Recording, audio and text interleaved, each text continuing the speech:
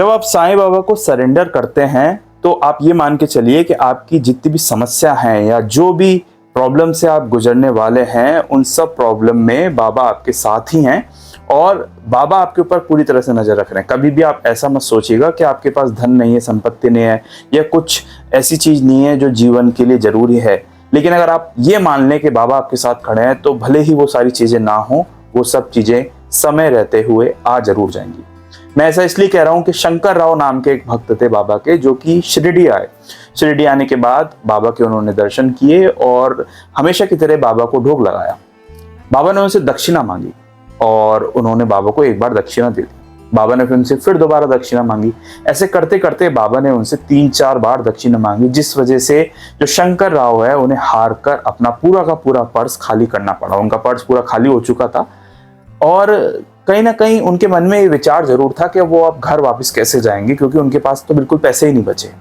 लेकिन ये संतोष भी था कि जो बाबा हैं उनकी जो लीला है वो बिल्कुल अपरंपार है। अगर उन्होंने मुझसे सारे पैसे लिए हैं, इसका अर्थ यही है कि वो जो भी आगे होने वाला है उसमें बाबा मेरे साथ खड़े हैं। कुछ समय वो शिरडी में ठहरे और अचानक से उनकी मुलाकात उनके एक दोस्त से हो जाती है, जो उन्हें बहुत सालों बाद मिलता है। वो दोस्त बताता है कि वो राहता में रुका हुआ है और राहता में रुकने के बाद वो शिरडी आया था बाबा के दर्शन करने और यहाँ तुमसे मिलना हो गया।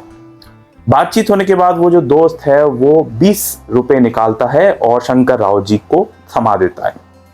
शंकर राव जी पूछते हैं, ये 20 रुपए तुम कैसे मुझे लौटा रहे हो?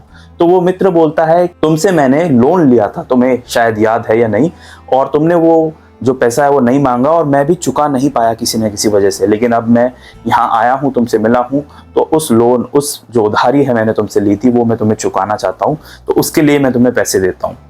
उनके पास पैसे आ जाते हैं शंकर राव के पास और उसके बाद उन्हें एक चीज समझ में आती है कि जो बाबा की लीला है वो सच में अपरंपार है। कि एक पल तो उनके पास बिल्कुल भी पैसा नहीं था और वो ये सोच रहे थे कि वो लौटेंगे कैसे और कैसे भोजन कर पाएंगे या कैसे रुक पाएंगे।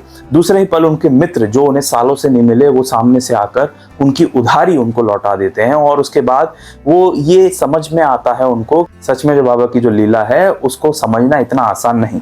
असल में जब बाबा कोई लीला रचते हैं या कोई कहानी आपके साथ चल रही होती है, उस वक्त आपको जरूर समझ में नहीं आए कि असल में ऐसा हो क्यों रहा है।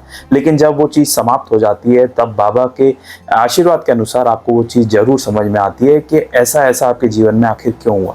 ठीक वही शंकर राव उस वक्त महसूस कर रहे थे कि जिस तरीके से जो पैसे हैं उन्हें सालों बाद मिले और अचानक से मिले, वो शिरडी आए।